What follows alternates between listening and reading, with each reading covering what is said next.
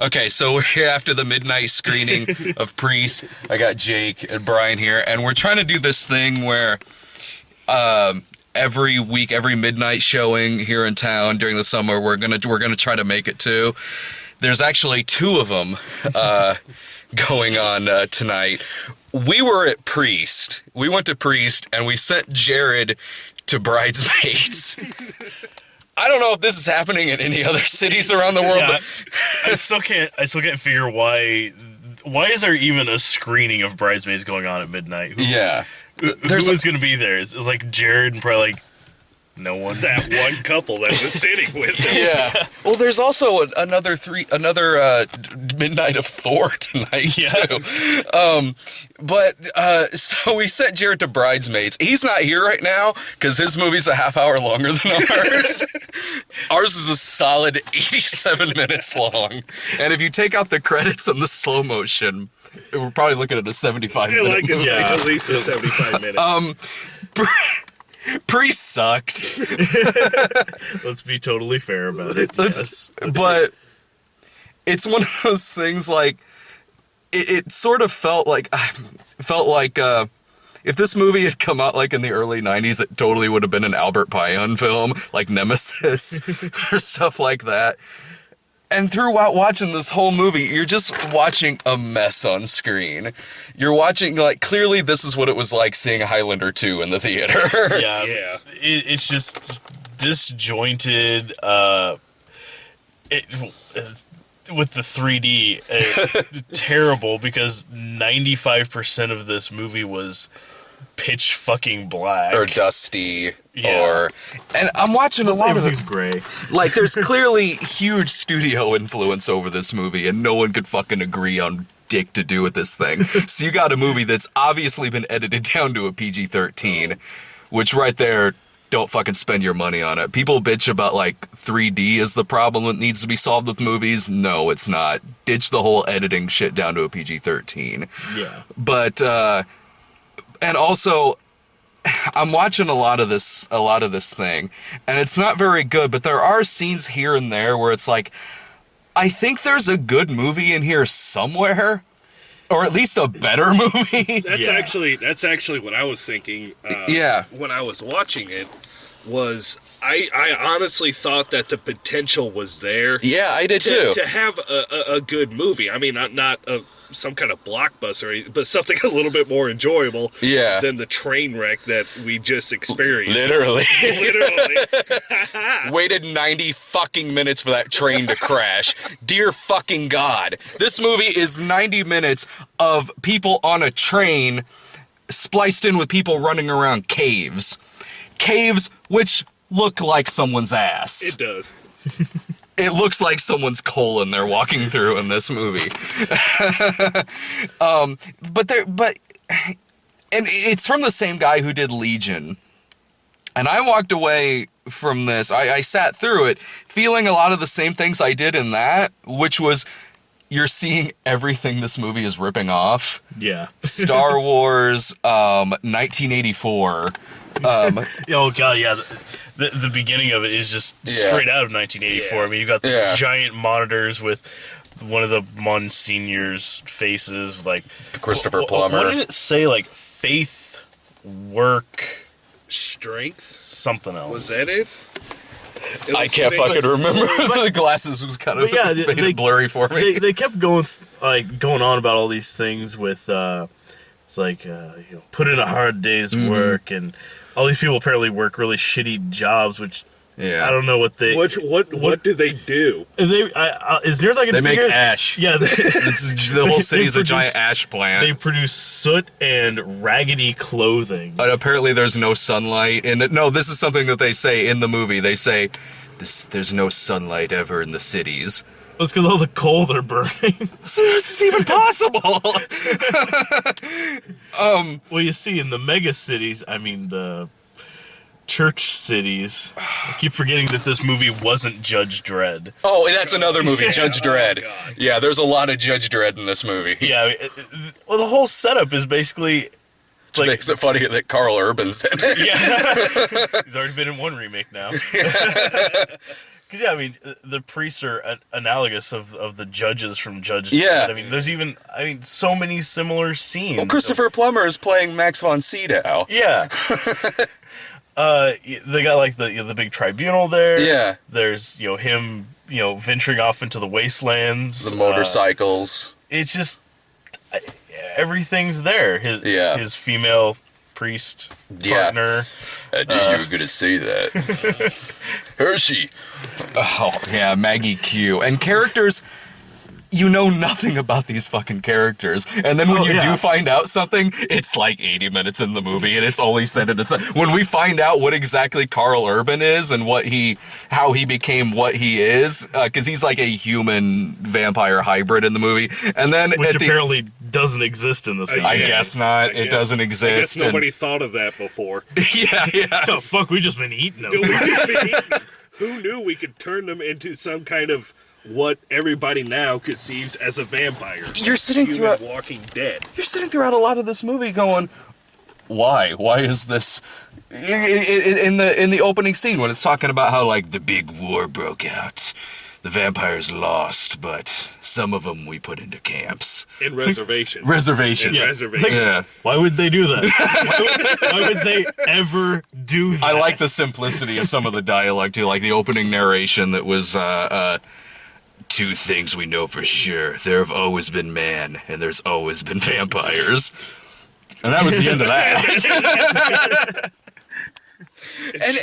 The only two things they've ever been able to concretely establish. And then at the end with Karl Urban, it's saying like, Karl Urban is saying like when I got pulled under and the vampires got me, the queen let me live. First of all, there's a queen. Apparently. And you don't learn this until about 10 minutes before the movie is over. And she let you live. Why? By the way, the vampires in this, like you mentioned it halfway through, this movie kind of with the soot and everything, it's very reminiscent of Silent Hill, but the vampires actually look a lot like Silent Hill type monsters. Do they? No, just greasy gray flesh, no facial features, just a gnashing predator mouth. But they have more in common with like insects. Like secrete shit that makes hives and have a queen. The way that they even kind of like move around, it's hunched over on all fours. Oh yeah, they made that big point of how like they don't move like people move. They jump move around on all fours. That it somehow makes them impossible to catch. It's because the priest can fly. Apparently, which by the way, drop into a bottomless pit and then cut, and he's just standing right there. There's no falling. There's no epic landing of slow motionness. No, it's just. I don't care how much fucking training you have, how adept you are at fighting things. I mean, either he's supernatural too, or he's not. The rocks. Remember the part where... Oh, God, the rocks. Where Paul Bettany has to jump up on, like, a ledge. Maggie Q throws rocks, 2 rocks, in front of him, and as Paul Bettany has jumped in the air, he uses the rocks to step on midair and make himself jump farther. He does this with 2 rocks. It's amazing. It's amazing that he could do that. Oh shit! By the time he jumps up to where he was going, he's like 5 stories in the air. Yeah. Well, Karl Urban was having fun in this. Yeah. And I realized why halfway into the movie. I leaned over and said this to you too. There's a part halfway in where they're going through this town, which I was delighted by because it's the only part in this movie where Karl Urban wasn't on that fucking train. They're walking through a town, ripping shit apart, and the town is all on fire in the background. And Karl Urban's walking through it doing like this, playing along with it like a symphony. His arms are moving like that. I'm like, all right, well, that's pretty cool. And Karl Urban seems to be having fun in this. This is reminding me of something. God damn it, what? Oops. Yeah, this happens every time I do a fucking review in here. There we go. This is reminding me of something. What fucking is... And then when it gets to the next time we show Karl Urban, where he's having dinner with the girl who Paul Bettany is trying to find in the movie, and the way he's talking to her, the lines he's using, I leaned over to you and was like, is he playing this part as Stansfield from Leon? He is. He is. He's doing fucking Gary Oldman. Yeah. He's just going nuts. He knows what this movie is. He's not delusional about what role he has. Yeah. He's just going for it. I'm watching this thing. He's the only person in this movie who has any kind of personality whatsoever. And I'm not putting this on the other actors of the movie. I'm not. I really like Paul Bettany a lot. Yeah, he's great, but they didn't give him any character. It's a nothing role. You're a priest. Okay, Yeah. what goes with that?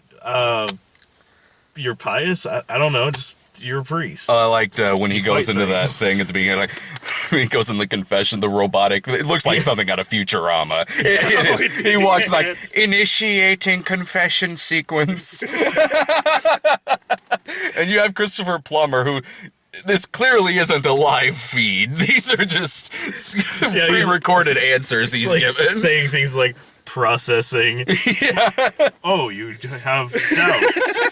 Is this next to the suicide booth? I mean,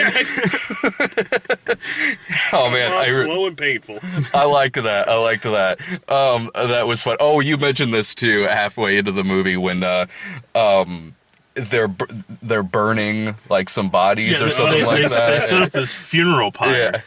Yeah. Giant, stack of wood. The whole town is really everything's like it's kind of that sort of like everything's gone past being futuristic to the point that it's Old West again, which I don't know is like that's a pretty common thing, but I don't see that happening. Like everybody's like dressed like it's the fucking Quick and the Dead, riding around on their rocket bikes. But everything's wooden, shanty town, whatever. Looking really good for being burned to the ground the night before. But then I started thinking about it. Where the fuck is all this wood coming from? The entire world, or at least everything we've seen, is desert. Just everything is desert, and yet everything in this movie is made of wood. The towns, the buildings, and everything. The train. The train was made of wood. Yeah. Well, and when it's not like a deserted wasteland, it's like that city, which is all steel and metal, and it looks like fucking Dark City. I mean, with ash raining over it. But yeah, you leaned over and said that, and we're both like, well, I don't know, maybe it'll pan over and there'll be like an old log cabin with a hole ripped out of it. They must have just like gone over to like the general store, like, well, all these people are dead, and pull these planks off. Oh, it also plays the Predator theme. It also plays the Predator theme like quite a few times when it shows Carl Urban. It was like, like I heard it once and I'm like, really? And then it does it again and again. I lean over to you and I'm like, they're playing the Predator theme whenever Carl Urban's on screen. And I'm thinking like, because I really don't get annoyed or pissed off whenever something rips something off. I mean, look at all the Bruno Mattei movies we watch, and we're in no position to get mad. Exactly. I really don't. But with Legion and this, I remember when I reviewed Legion and I'm thinking like, why is it annoying me that this is like ripping off stuff and Priest, but it doesn't with other stuff? It's because Priest and Legion, that's all they are. Yeah. The Bruno movies, the remexploitation, they're ripoffs, but they're charming in their own way. I mean, they bring their own kind of uniqueness to it. These don't. Priest and Legion don't.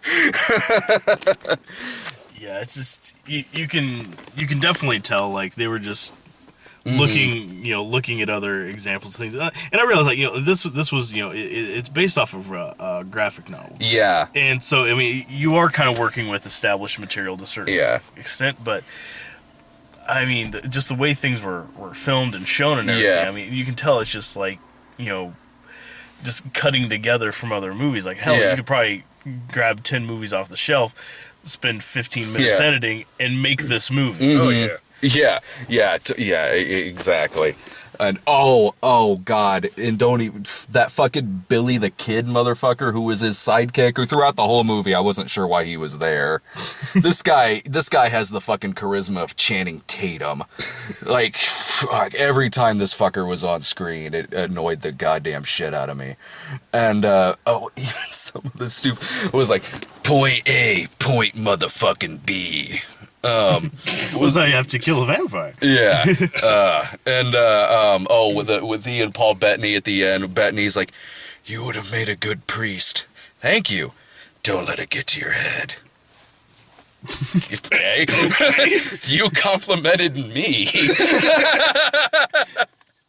This isn't a kid, don't get cocky situation. And this is right after, I mean, as bland as the guy was, he did just save both of their lives. I mean, it was pretty much, they were about to get boned. Yeah. And he saved them. Like, I liked it at the end. Like, we all kind of laughed at this at the end when the train was toppling over, and it cut to inside of the train with the car that had a bunch of the vampires in it.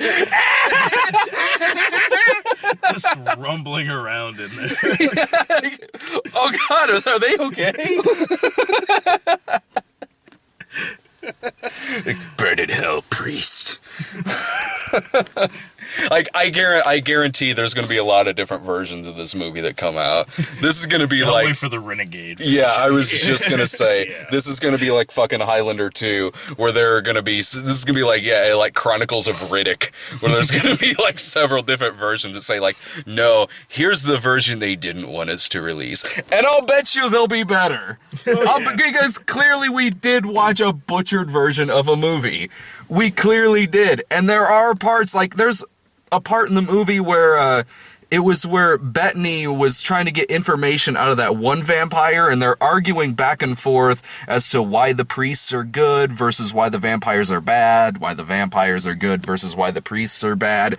Like, that was pretty good, and it was kind of right there where I thought, there is probably a decent movie in here somewhere. That mixed in with all the Karl Urban stuff. Yeah. No, that movie's still in the editing room. Yeah. There's a janitor sweeping that shit up right now because, I mean, it's just baffling. Well, and even some of the parts again, going back to her Maggie Q. Yeah. She's apparently the love interest of the movie. Oh, yeah, that came out of fucking nowhere. 65 minutes in. Like, by the way, she and Bettany totally in love or unrequited love, at least on her, and like they can never have a relationship. Like where the fuck is any of this coming from? I mean, aside from like the 13-second flashback at the very beginning of the movie before the credits start up. Oh yeah. We've never even seen them on screen hardly. Yeah. I mean, you see them running through one of those, tunnels together. Yeah. And that's it. Yeah, that's all of their relationship we've ever seen. There's clearly development, exposition, and stuff that is edited out of the movie, especially definitely with the Karl Urban stuff too, because we know nothing about him prior to becoming Black Hat or whatever his name was. And the 3D in the movie too, because we did go see the 3D version of it. When you have slow motion shots of people throwing stuff away from the camera, that's when you know it's not a real 3D movie. And we get to the ticket counter and they're like, do you want the 2D or the 3D? Yeah, because they're doing 2 midnight showings at the same theater of this. And when we got into the lobby, when we got into the auditorium, there was nobody in there. there was a ticket. They're like, wow, there was at least 10 people when we saw 2012. Yeah, and that was sad enough. Yeah. So I kind of leaned over to you guys and I was like, we know this is gonna be a shitty movie. You want to just go ahead and see it in shitty 3D? Might as fucking well. Like, we know what we're fucking getting into. It'd be one thing if we thought it was gonna be good, but I know that a lot of people will probably watch this and they secretly want us to have gone to see the shitty 3D so we could talk about it. I know I would have. I would have been severely disappointed if I found out that there was a 3D showing and nobody went to it. Yeah. Some people want to know how shitty the 3D is, and it's bad. It's bad. Yeah. It's horrible. When you have bats flying across screen and no 3D effect, when bats are flying across, it's bad. And even when that's happening, again, it's so fucking dark and muddy looking that if not for the, like, oh, that is the sound effect used for a bat in every movie I've ever seen, you wouldn't know that they're bats. Yeah. Like, there was even one scene, too, where it flashed by so quick I didn't have a chance to. I was trying to take those damn glasses off. Yeah. Where they're heading towards this town. Yeah. And it stops, like, deliberately, so, like, you see the town in the distance, and then this big fuck-off sign that says where they're going and has, like, something written on it. You couldn't read it. Yeah. Like, fucking nothing. Like, I could tell from the silhouette, it's definitely a sign. Yeah. It's something written real big across the middle that's probably the town's name that should be important for some reason if they're showing it to me, but you can't see it. Yeah. It's just black. Well, there were several shots like that. There were shots where it starts out as a close-up on, I think it was supposed to be their motorcycle, and it kind of pans out like, oh, okay, 15 seconds later, now I know what the fuck I'm looking at. And also one part where they see like a burning town, like off in the distance. Before they said that, I thought it was the train. I thought it was. You thought that too? I thought it was the train. Before they established that was the city. Yeah. Or it was a city that was being attacked. I honestly thought it was like they found the train. Yeah. It's like, okay, now we can wrap this thing up. Yeah, at least now they can get off the fucking train. I was in this fucking train crap. And then, what was it there? About 10 minutes before the movie, Maggie Q mentions that the other priests go to the town of Jericho. Yeah. They meander out of the small intestine that is these cave systems. The ass caves. And the ass caves. And they come out, and we have seen a grand total of 3 cities now. The big, giant church city. Yeah. The one where everybody was dead. And then the one lone cabin from the beginning. Cabin city. And then this last one. So you can only assume, because it's on fire, that as the audience that, okay, that's Jericho. Yeah. Where the other priests went. So they can find Skeet Ulrich. Exactly. And this is something that personally bothered the hell out of me, and I don't know why yet. Yeah. But there's not a lot of area in this movie. There's big city, there's just desert, little city, ass caves, another city, and you can only a railroad track and a railroad line from the middle of nowhere. We have no idea where the destination is, where it runs. Yeah. Well, they had John Carradine in there, who was the lone guy working at the train station. And then, like 10 minutes before she said that the other priest went to Jericho, they come out to this burning city, Clue. And he's like, where did you say those priests came from to me 10 minutes ago? Yeah. While we were walking through these ass caves. And then there was like there was supposed to be a realization that, oh, that's Jericho. But they just kind of looked deadpan at each other and they just went towards it. It's like, yeah, as the audience, I get that, okay, that's probably Jericho because there's nothing else in this goddamn environment. Yeah. But at least have some kind of like, oh shit, the other priests, or oh my god, we need to do something. It was just, and then they left. Yeah. And that was it. And then fucking Billy the Kid dude just kind of half-assed tagged along, dude. I'm with you. He irritated the shit. Oh God. It's been a long time since I've seen like who's one of our action leads annoy the shit out of me so bad. Holy crap! I haven't seen action leads in like an asylum movie that are that fucking annoying. Like, oh man, why couldn't this have been Paul Logan? Could have been watching fucking Ballistica. Or, oh Jesus, like, the guy from Sharktopus didn't annoy me as much as the lead from this movie. God, oh fuck. Well, the animation sequence at the beginning was good. Yeah, that actually was pretty good. That was pretty good. I liked that. I did too. I leaned over to him and was like, you know, if the whole movie was like this, I would be happy. And the 3D was good too. The 3D and the animation was great. Well, yeah. It fit really well with it. I was like, maybe the trailer just lied to me. Maybe, maybe this movie isn't going to be nearly as shit-tastic as everyone says it is. And then it started, and they lied to me. Yeah. The animation was really good, though. Yeah. Well, and I'm thinking they must have made that animation well before they decided to make this a PG-13 movie, because there was more violence and bloodshed in that 3-minute animation than the rest of the movie. There was more violence and bloodshed in that than in the in the animated scene from Kill Bill. Yeah. Shit. There was a lot. And honestly, even though this movie was edited down to a PG-13 from what's clearly an R, I was actually surprised that it's still kind of a bloody movie, but it obviously edits it shortly thereafter something bloody happens, but even still there are parts where body parts rain onto people. Well, that whip chain. The whip chain that she has. Thing that she the had, body parts rain down on her.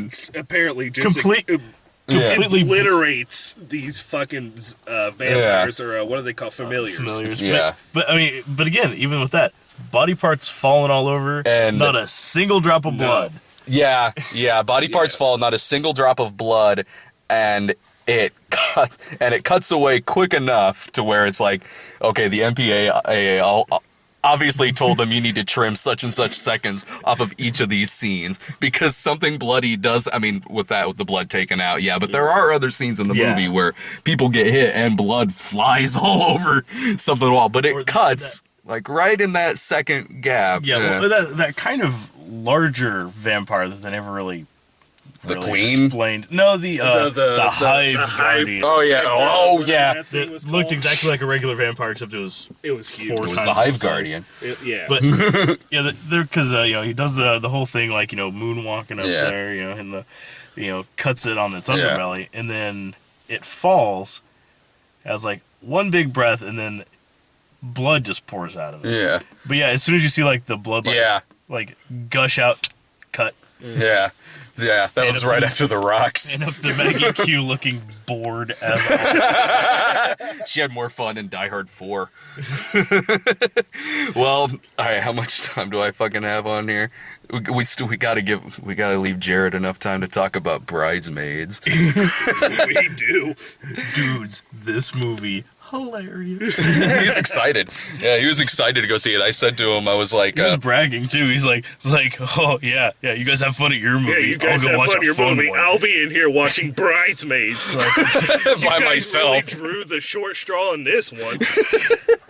What? Hey, man, at least our movie's 87 minutes. Yeah. In and out. In and out. He was excited to go see it. I told him, I was like, all right, we're going to go see Priest. And I was like, keep in mind, I'll pay for it, but we want to send you to Bridesmaids. Dude, that looks hilarious. I can't get behind a Kristen Wiig movie. All of our Jared impersonations just the same word, just said, dude. Think how often he says that and ask me that question again. Dude, Kristen Wiig.